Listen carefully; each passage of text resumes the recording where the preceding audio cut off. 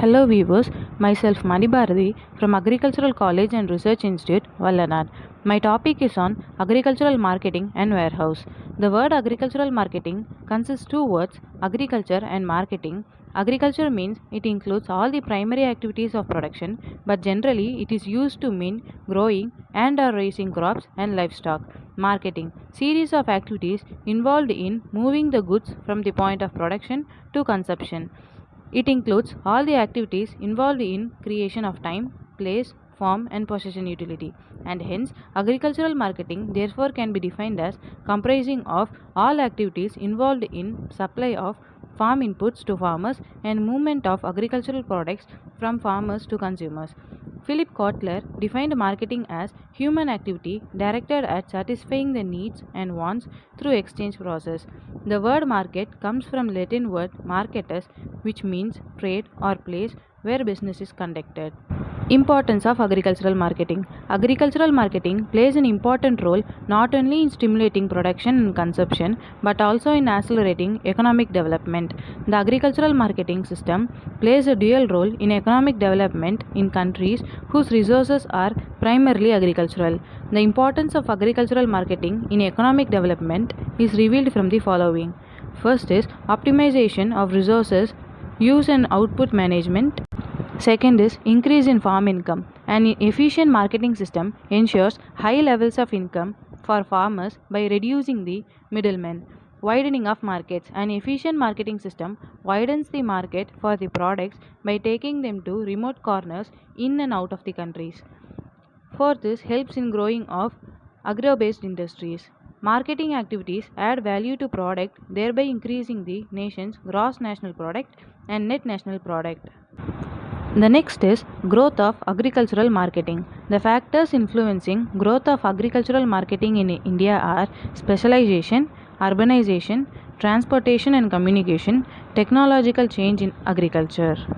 The next heading is about marketing functions. The marketing of farm products is a complex process. It includes all the functions and processes involved in movement of produce from farmers to consumers. Thomson classified marketing functions into three broad groups: primary, secondary, and tertiary functions. One of the important marketing function is storage and warehousing. Warehouses are scientific storage structures especially constructed for the protection of quantity and quality of stored products. Warehousing may be defined as the assumption of responsibility for the storage of goods. The important functions of warehouses are scientific storage, financing, price stabilization, and market intelligence. Then comes the types of warehouses. Warehouses may be classified on two bases. One is on the basis of ownership and another is on the basis of type of commodities stored. On the basis of ownership, private warehouses, public warehouses, and bonded warehouses. On the basis of type of commodities stored, general warehouses, special commodity warehouses, refrigerated warehouses are the types of warehouses. Warehousing in India. In 1928, Royal Commission on Agriculture underscored the need for a warehousing system in India. The Central Banking Inquiry Committee 1931 drew attention to this need. The Reserve Bank of India emphasized the need for warehouses as early as in 1944 and proposed that every state government should enact legislation to regulate the function of warehouses. As a result of the recommendations of the committee, the Government of India enacted the Agricultural Produce Development and Warehousing Corporations Act 1956. The Act provided for the establishment of a National Cooperative Development and Warehousing Board, which was set up on 1st September 1956. The establishment of Central Warehousing Corporation, which was established at Delhi on 2nd March 1957, and the establishment of state warehousing corporations in all the states in the country, which were established in various states between July 1957 and August 1958. Utilization of warehousing capacity. The utilization of warehousing capacity of the Central Warehousing Corporation was only 42% in 1959 to 60, which increased over time to 96% in 1970 to 71. The utilization of the capacity of state warehousing corporations increased from 64% in 1960 to 61 to 75% in 1968 to 69. At present, about 90% of their storage capacity is being utilized.